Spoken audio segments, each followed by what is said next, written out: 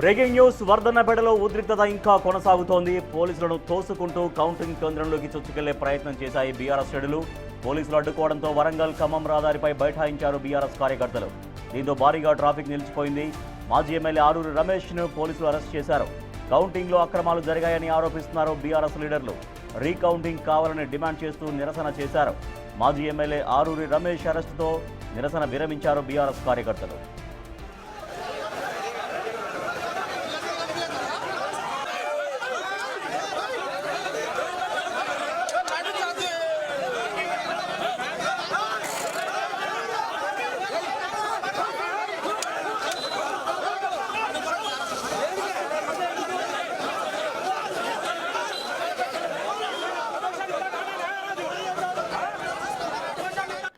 వర్ధన్నపేటలో ఇంకా ఉద్రిక్తత కొనసాగుతోంది. పోలీసుల్ని తోసుకుంటూ కౌంటింగ్ కేంద్రంలోకి బీఆర్ఎస్ శ్రేణులు చొచ్చుకెళ్లాయి.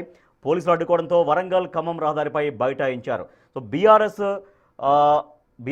డిమాండ్ ఏంటంటే అక్కడ కౌంటింగ్లో అక్రమాలు జరిగాయి, మళ్ళీ రీకౌంటింగ్ చేయాలనేది అక్కడ ప్రధానంగా బీఆర్ఎస్ చేసినటువంటి డిమాండ్. సో మాజీ ఎమ్మెల్యే ఆరూరి రమేష్ కౌంటింగ్ కేంద్రం లోపలికి చొచ్చుకెళ్లేటువంటి ప్రయత్నం చేశారు. భారీగా బీఆర్ఎస్ కార్యకర్తలు అక్కడికి చేరుకున్నారు. అక్కడికి చేరుకున్న తర్వాత ఆ పరిస్థితి చేయి దాటడంతో పోలీసులు ఆరూరి రమేష్ని అరెస్ట్ చేశారు. ప్రస్తుతం మరి ఇంకా అయితే ఉద్రిక్త పరిస్థితి కొనసాగుతూ ఉంది. మా ప్రతినిధి వేణు మరింత సమాచారం అందిస్తారు. వేణు, స్టిల్ అలాగే సిచ్యువేషన్ ఉందా? కొంత కంట్రోల్ అయిందా? ఆరూరి రమేష్ అరెస్ట్ తర్వాత బీఆర్ఎస్ శ్రేణులు ఏమంటున్నాయి?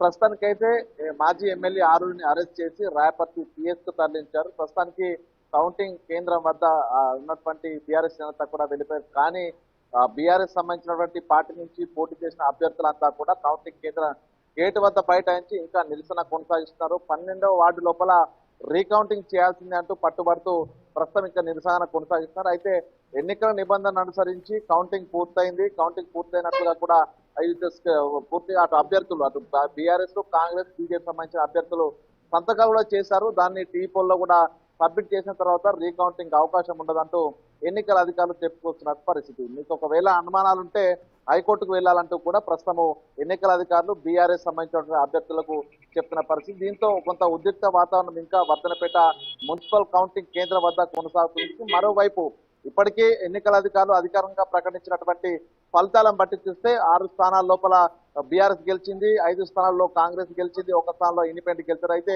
ఆ ఇండిపెండెంట్ అభ్యర్థి 5వ వార్డుకు చెందినటువంటి అభ్యర్థిని బీఆర్ఎస్ శ్రేణులు తమతో తీసుకెళ్లే ప్రయత్నం చేయగా కాంగ్రెస్ నేతలు అడ్డుపడ్డారు. ఆ యొక్క అభ్యర్థిని శోభారాణి 5వ వార్డుకు సంబంధించిన ఇండిపెండెంట్ అభ్యర్థిని కాంగ్రెస్ శ్రేణులు తీసుకెళ్లడంతో కొంత ఉద్రిక్త పరిస్థితులు ఏర్పడ్డాయి. ఎమ్మెల్యే నాగరాజు క్యాంపస్ ముందు కూడా 2 వర్గాల మధ్య దాడులు దిగినటువంటి సిచ్యువేషన్. మొత్తానికి ఇంకా ఉద్రిక్త పరిస్థితి అయితే వర్ధన్నపేటలో కొనసాగుతున్న సిచ్యువేషన్ అయితే ఉంది.